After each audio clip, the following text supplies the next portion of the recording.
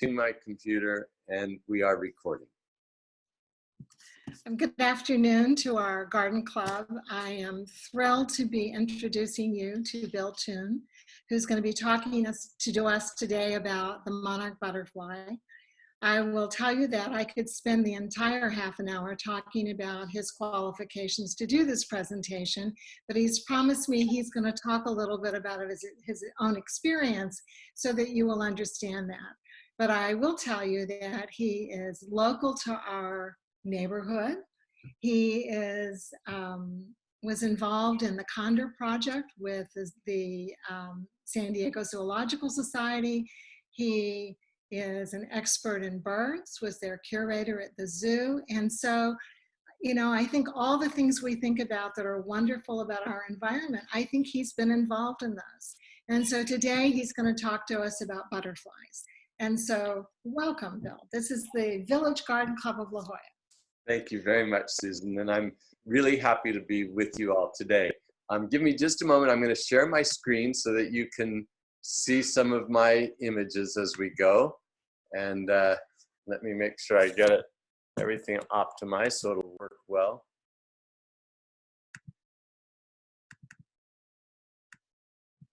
And play. And here we go. So we're going to talk today about the monarch butterfly. And I am going to spend most of my time on their migratory behavior and that sort of thing. But before I get too deep into that, we're going to talk about their migration. We're going to talk about their host plants and how to take care of them if you've got a garden at home. We're going to talk about the challenges that face them. But first of all, I'm going to just very briefly introduce myself again, and I know Susan touched on it. Many of you who are local and have been here for a few years may remember the early years of the California Condor Recovery Program. I had started working at the zoo and wild animal park as a small child, literally. I started there when I was 16 years old, and I became fascinated by the sex life of birds. And they sent me to graduate school at UC Davis to study avian reproduction. I got 2 degrees in avian sciences from Davis. But the only bird that I could study other than chickens that people thought was having reproductive failure turned out to be a condor. And although that was not their problem, that got me involved in the condors in the late 70s. I had the opportunity to join the federally appointed recovery team. I collected the first egg that came in, raised the first babies, and stayed in a leadership role in the program until we released the birds back to the wild. The only reason that's important to our story today is that when the Condor program ended, for me, my role in it, it had been a very inspirational time and very meaningful. And I was still literally in my early 30s and figured I had a big career ahead of me. And I was off looking for the next wonderful thing to do. And I have a number of stories, and I hope someday you'll invite me back to tell one of the other ones. But today's story is about the monarch butterfly and how it fit into that. And it's a fun story for me to be able to tell because it's also a love story. And so it's here that I'm going to answer your question about how did a guy who got involved in birds get involved in butterflies. And it's this woman's fault in the picture. She used to walk by my office every day. Her name was Sunny Black. She ran the bird show at the Wild Animal Park way back in the 80s and early 90s. And I thought she was just the best thing that I'd ever met. And she was deep into the bird world and didn't need my bird fascinations to get her attention. But she at one point fell in love with butterflies. And so I thought, well, I will get her attention. And I raised a little bit over $1 million. And some of you may remember the very early days of the hidden jungle at the Wild Animal Park. I opened the first butterfly house in the Western United States as a way to get Sunny to go on a date with me. That date turned out pretty well. We've just celebrated our 30th anniversary, and that relates to the monarch butterflies because one of the first international dates that Sunny and I went on was to see the migrating monarchs in Mexico. And we have gone every year now for 32 years to see that migration. For the last 20 years of my career, we've been very engaged in conservation programs associated with the monarch butterfly. And so it's with that and those qualifications that I want to share our story today on the monarch. And we're going to start right at the very beginning. And of course, this will be meaningful to all of you. I think as gardeners, you're wondering how to attract monarchs and why. And and what goes on. So the monarch butterfly, many butterflies in fact, a characteristic of butterflies is that they tend to be very host specific. And what I mean by that is that the monarch butterfly larva, the caterpillar, will only eat one kind of plant, and they will not eat anything else. And in the case of the monarch butterfly, their larvae eat plants in the genus Asclepia, the plants that you know as milkweeds. And this milkweed in the photograph here is a tropical milkweed, and it's one that's very commonly used around here. Now, there's a lot of debate about whether we should use tropical milkweed or our local narrowleaf milkweed. And it's a very difficult question to address, because I'm going to start off with the first little weird fact about monarch butterflies is that what the larvae get from the milkweed is a cardioglycoside. It actually is a poison that the larva can ingest and sequester that poison. And different plants in the genus Asclepia have different amounts of cardioglycosides. So butterflies actually self-medicate. The adult butterfly, when she's laying eggs, will search for a milkweed plant that has high levels of this poison because it confers safety on the butterflies. It turns out that tropical milkweed has a lot more of this poison than our narrow-leafed native milkweeds. And while it's always recommended by all of us to plant native plants, use narrow-leaf milkweeds, they can be attractive. They can also be scrawny if you don't take care of them. But the challenge is that if a neighbor within 2 or 3 miles of you has tropical milkweed, and it's very likely that they do, your monarch butterflies will go to their house rather than your house because they're searching for the milkweed that will confer the most poison upon them. So in many ways, you're really stuck using tropical milkweed. And I'm going to wrap this up. We don't have time to spend too much time on this, but the trick then to mitigate the problems associated with it, some people say it increases parasite loads on the butterflies. Other people say that it stops our local butterflies from migrating because it doesn't die back in the winter like our native does. So if you're going to use tropical milkweed, my suggestion is this, is let it grow until about September and then hack it to the ground and keep it to the ground until springtime so that the butterflies can't feed on it. And people always complain about that because there's invariably always one more caterpillar on there and they don't want to cut it down with that caterpillar on it. But you really will do the species more harm if you leave it through the winter than if you cut it back and lose that one caterpillar. They do tend to overeat the plants. There are some butterflies that have learned actually to count the number of eggs they put on a plant so that their larvae won't wipe it out. Monarchs have not done that. So you can either control the number of eggs on it. You can see when they're laying them and you can take eggs off. So there's only a few larvae, but generally what happens is if you leave them outside over the period of a couple of years, nature will take care of that for you because you'll build up local predators and tiny little parasitic wasps that feed on larvae, and pretty soon the numbers will start to manage themselves.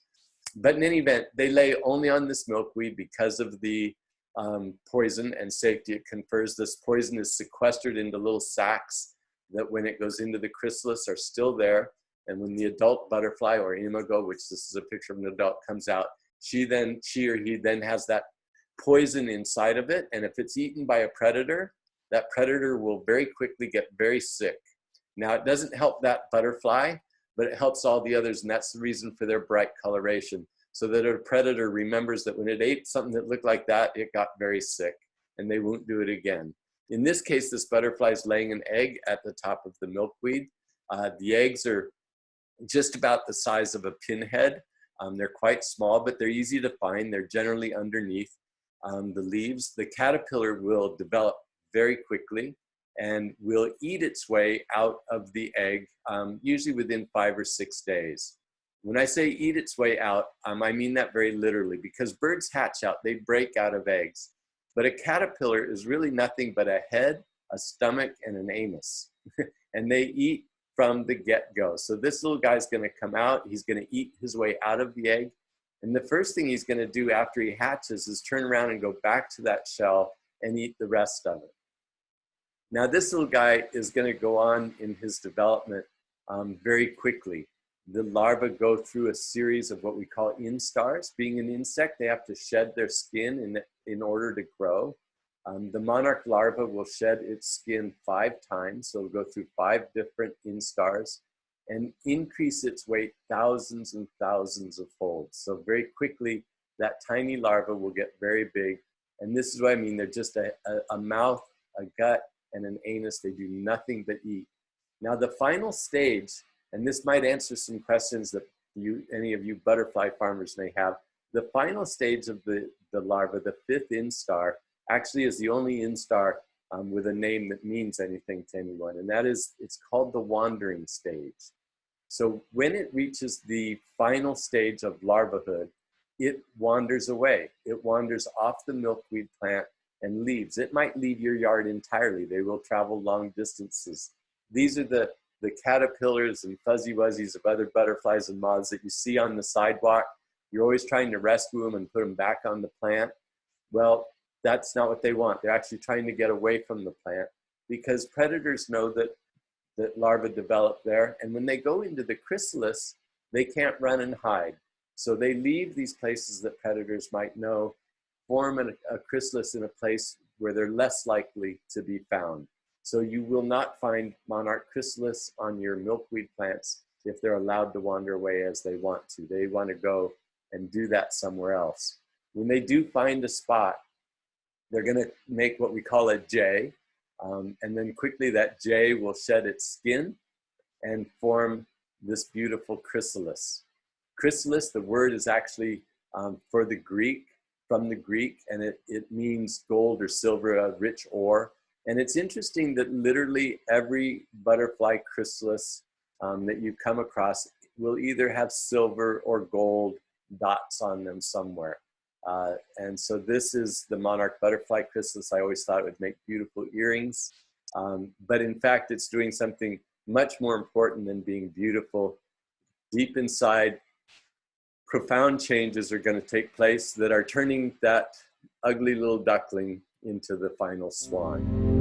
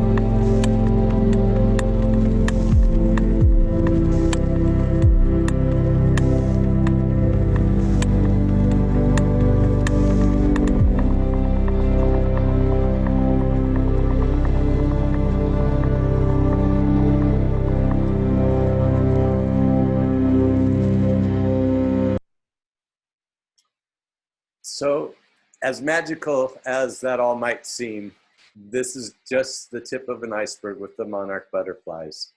They are very complicated creatures, and now I want to share some of the story of unraveling some of the complications of the monarch butterfly.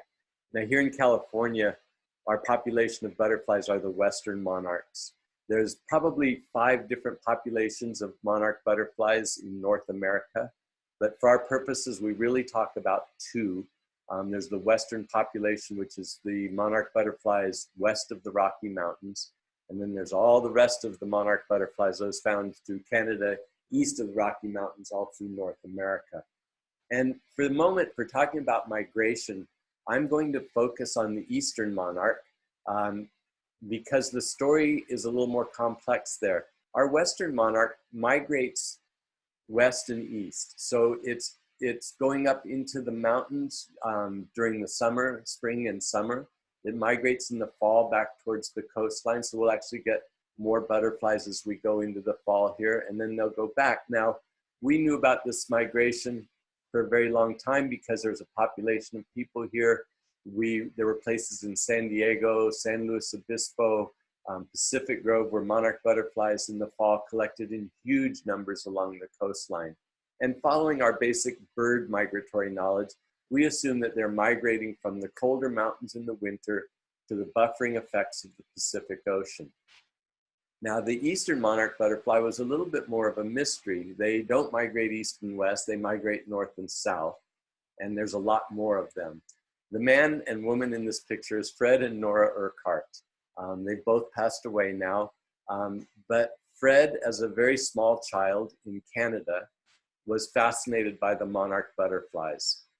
He, every summer, would see the monarch butterflies in Canada, and as the fall approached, these butterflies would fly to the south and leave Canada. And he was close enough to the border that as a child, he would chase these butterflies as far as the border and then always wondered where they went. He went on to get a PhD in entomology. It was during that time in school that he met and married Nora, who turns out to be the lifesaver in this story. But Fred wanted to find out where these monarch butterflies were going. And in order to do that, he was going to need to be able to identify individual butterflies. And that meant he was going to need to be able to put a tag on them. Now, putting a tag on something this small, especially if you think of it from a birding standpoint, the tags we used to put on California condors, for example, weigh hundreds of times what a monarch butterfly weighs. And so he wasn't going to be able to use radio telemetry or anything very sophisticated, especially seeing as he started this in the late 50s and 60s. So he worked on developing a glue that would allow him to stick a small piece of paper to the butterfly, and that paper would have a phone number and a serial number on it. And someone could call that phone number and give them the serial number, and it would tell Fred which butterfly it was. Now, you can imagine what the odds are in North America finding one of his butterflies with a tag on it. And if you can't imagine that, I'll tell you that it's slim to none. And so Fred rapidly knew that he and Nora were going to have to tag hundreds of thousands, and in fact, tens of millions of butterflies before they would be able to get an answer to their story. So they set about, they developed this tag, which you can see on my finger there, stuck to my finger.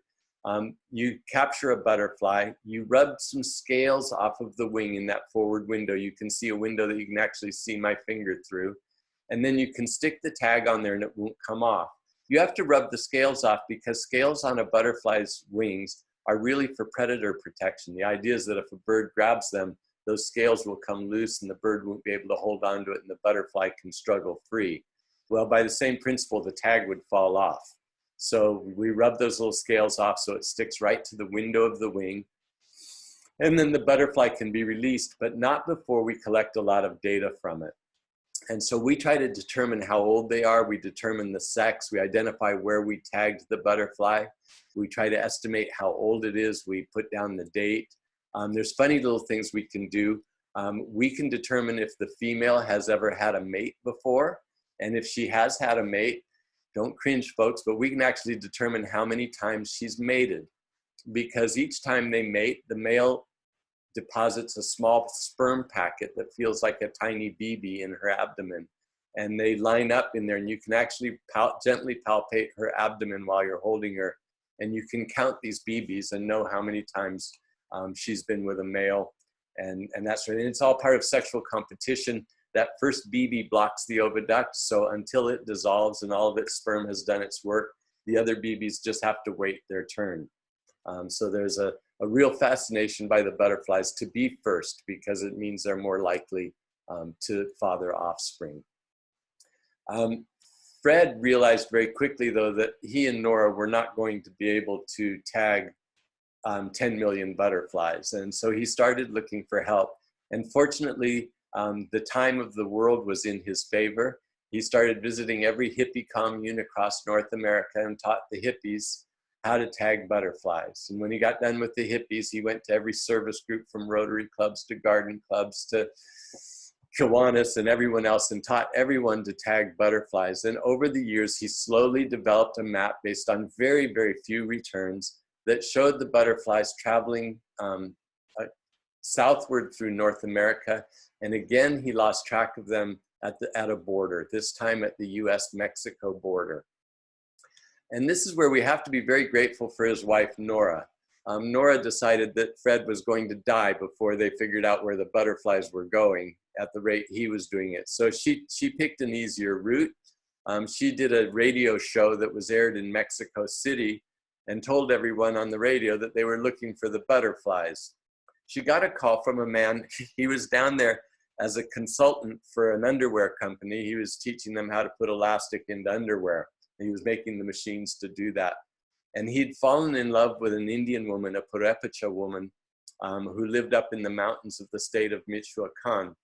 And he called Nora and he said that his girlfriend had told him that every fall, the spirits of the dead came back in huge numbers in the form of butterflies and carpeted the forest.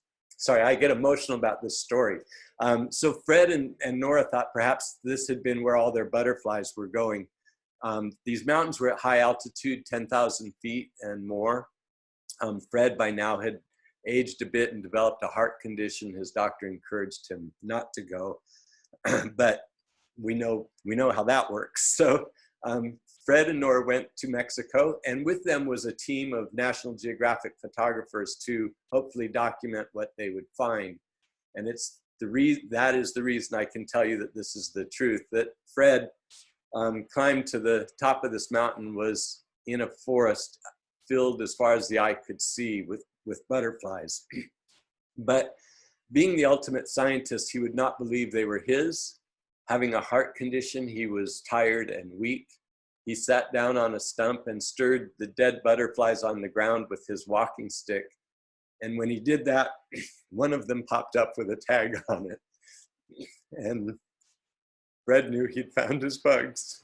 And this is the woman, the Purepecha woman who had told the story about the butterflies. She now lives in Texas.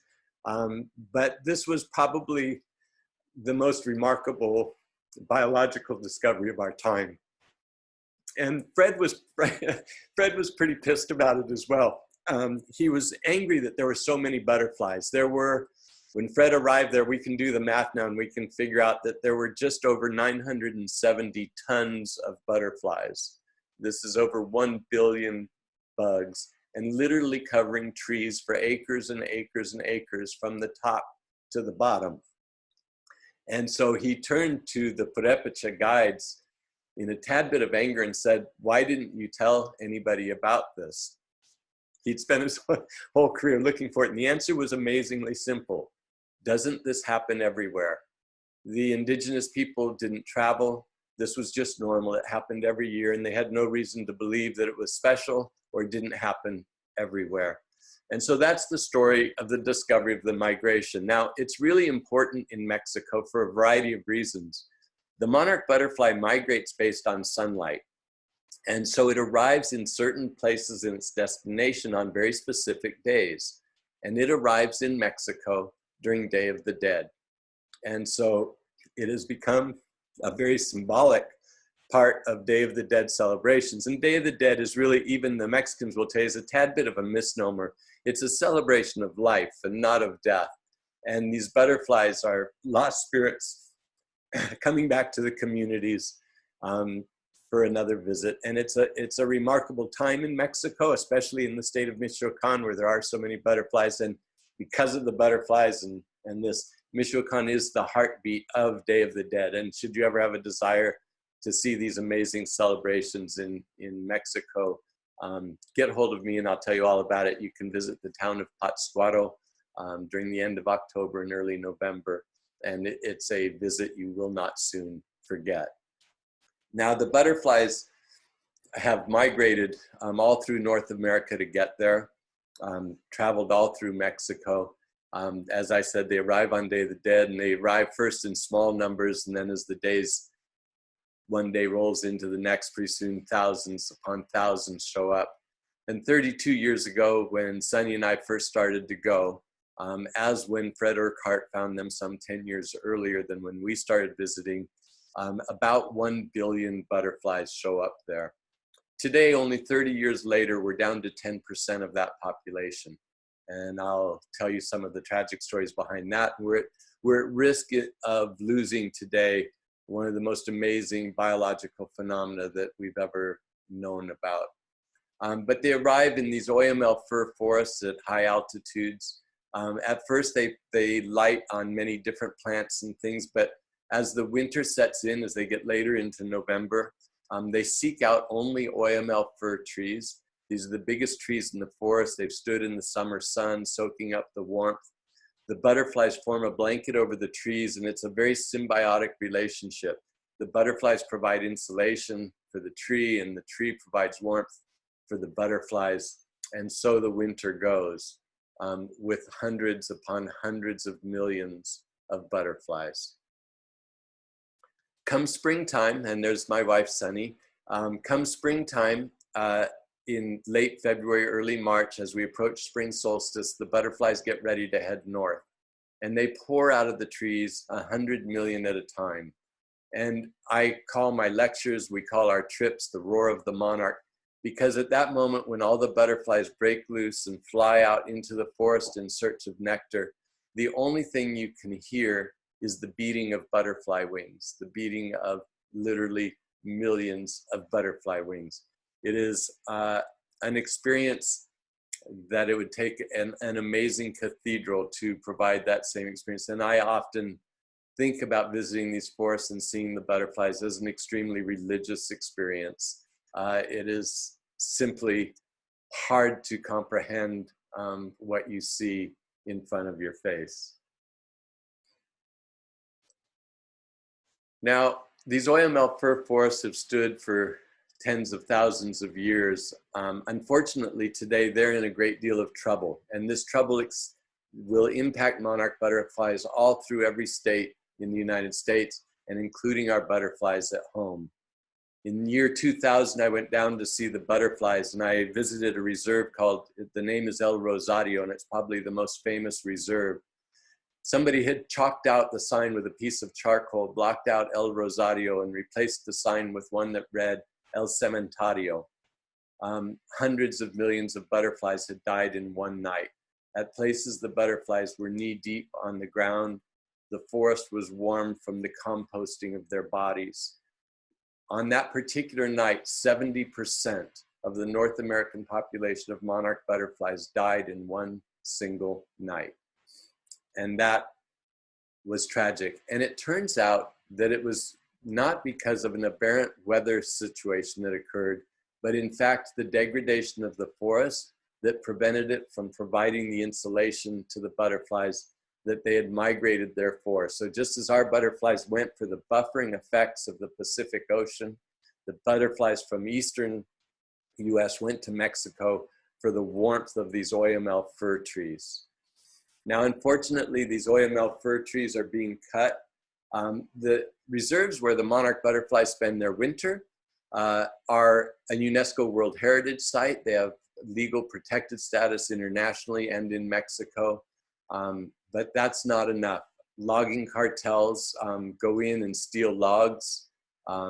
These logs then are stacked waiting for trucks in the little ejidos. And this is a real insulting situation, but the ejidos are the indigenous land grants. The Purepecha and the Masawa people own most of the land that these forests are on. And these cartels are literally stealing the wealth of the land from them, killing off the butterflies at the same time, and resulting in economic ruin for an already underserved class of people. But not all of the trees are taken out by these illegal loggers. More than 250,000 trees a year leave the forest like this tree's leaving it, one tiny little piece at a time. These little pieces are hacked off these trees. They girdle a tree until it dies, then it's cut down. Small pieces are hacked off of it, and it's carried out on burros, on dogs, on wives, on kids, on people's back. 250,000 trees a year leaving the forest for firewood to provide fuel for the homes surrounding the monarch butterfly reserves. Now again, this property is owned by the indigenous. So these are people on average with less than a third grade education, very few job opportunities. Some still do not speak Spanish. They're still speaking their indigenous languages. And these fires are the only way they can cook. They're the only way that they can keep their families warm during the cold winter. Each family may use wood equivalent of up to 20 trees per year. And many of those trees are being used in a 3-stone fire. This is the most ubiquitous way of cooking on our planet. More than 3 billion people of the 7 billion people that live on our planet, more than 3 billion people still cook over 3 stones with an open fire on the floor of their home. This has an enormous environmental impact, but it also has tremendous health impacts. One of the little known things is that the largest killer of people in the world is indoor cooking smoke. It kills more people than malaria, AIDS, breast cancer, any of these other things. And in fact, if you take malaria, AIDS, dirty drinking water, breast cancer, and combine those numbers, more people die every year from the effects of indoor cooking smoke than those things combined. So not only is it bad for the forests, but it's horrific for people. And unfortunately, it's a biased death rate that's biased towards women and children because they're the ones spending the time in their home, doing the cooking and taking care of things at home. Eco-Life Conservation, the organization I founded and work for, now provides fuel-efficient stoves in the Monarch butterfly reserves. Before you look at the stove, I want you to look at her ceiling. Prior to a fuel-efficient stove being put in there, that's what her lungs would look like on the inside. That's the tar and carbon and waste from years of cooking over an indoor cooking fire. This little Patsati stove allows them to still cook over wood, the same wood that I'm trying to save, except that they use 60% less of it. We can reduce the cutting of 250,000 trees down to less than 100,000 trees very easily by providing these stoves. These stoves take the smoke from their homes and protect their health. So it's a win-win for the butterflies and for the people.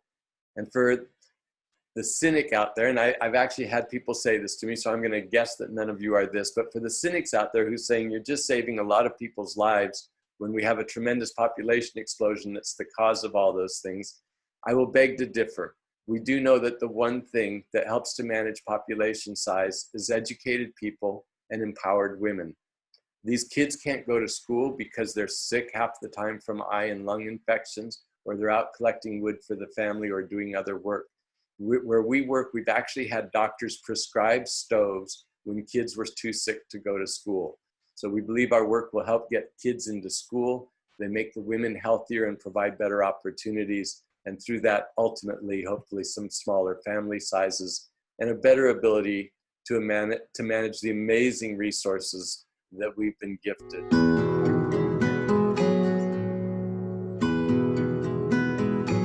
Era vocal yo y ahí también nos dijeron que nos iban a traer unas estufas para que, o sea, les salía más barato regalarnos una estufa que pagar un tratamiento de cáncer.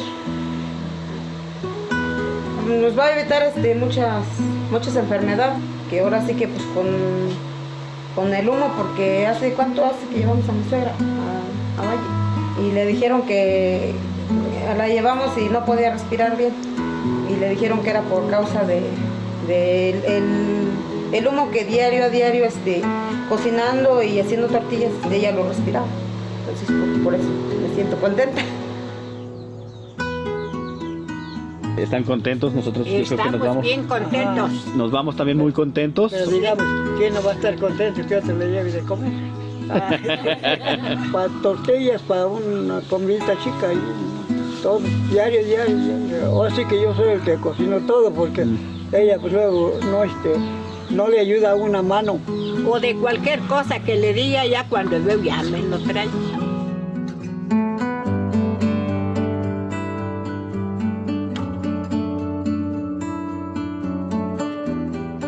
Ya nuestros hijos ya no respiran tampoco tanto humo porque ya no sale tanto humo, ya todo sale por el tubo. Los trastes ya no gastamos en lavarlos cada rato. Esperemos que así como nos ayudan nosotros sigan ayudando a otra gente porque pues para evitar la enfermedad de los pulmones con este humo. Pues yo de mi parte le doy las gracias a la asociación por el apoyo que nos brindó y ojalá que Diosito los siga socorriendo, les dé más vidas para que sigan apoyando a más gente necesitada como nosotros.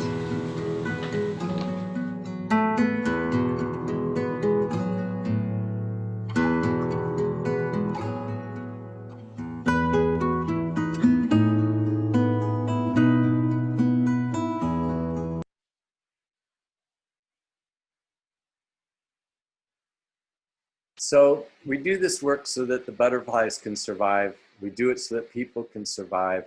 We do it based on the philosophy that conservation that benefits people is much more likely to be implemented than conservation that does not benefit people. And all of our work is predicated on that. I have to blow our horn for just a minute. We're going to have a gala coming up. It's a free gala. It'll be virtual on October 17th, where you can visit our programs and learn more about what we do. And I hope that you will invite me back someday to tell other stories about our work. Everything from gorillas to condors. We'd love to come back and share. I've added my email address on here because I know in these days of COVID, the Q&A session that we would normally do at the end is not as available to us. So please don't hesitate to send me a note with any questions you might have, or get hold of Susan to connect us. I'd be happy to help. So again, thank you for letting me join you today. I'm going to see if I can stop my share here and get us back to Susan. Thank you. Oh, thank you so much. I am sure there'll be questions that are sent to you by email, and we'll make sure that when the program gets posted on the website, that your email and the organization's information is there as well. Great. Thank you. I love this program. Thank you so much. Thank you very much. It was a pleasure to be here. All righty. Bye-bye. Bye-bye.